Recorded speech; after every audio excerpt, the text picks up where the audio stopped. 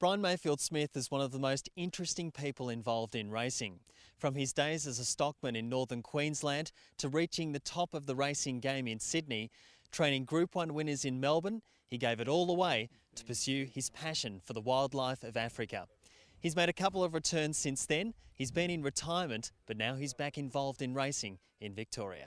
I've always tried to pursue something else and sort of, make my life different, if you want to put it that way, to what it probably should be. And so I've always sort of changed things, and I've always had a great love of the land and animals, and so that's sort of what's triggered me sort of to go and investigate them and be part of it or experience it. Apart from horses, I mean, Africa's just my other passion in life, so good.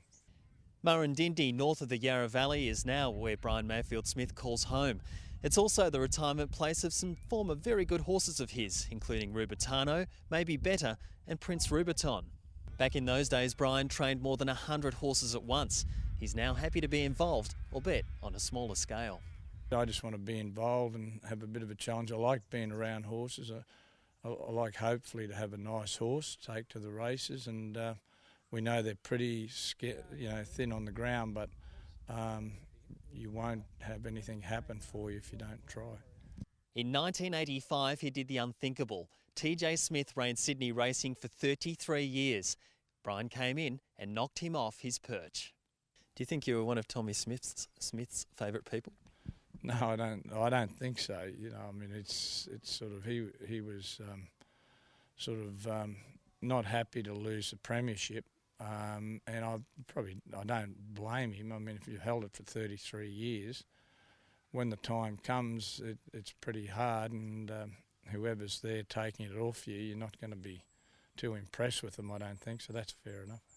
From his days living in a caravan with just a horse and a dog for company to the hustle and bustle of city racing, Brian Mayfield-Smith is happy to be living the quiet lifestyle but still having a hand in horse racing.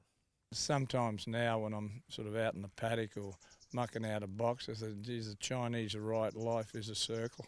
It looks like I've come the full circle. So, but anyway, it's fun, and it's a bit challenging, but that's what keeps you alive, I feel.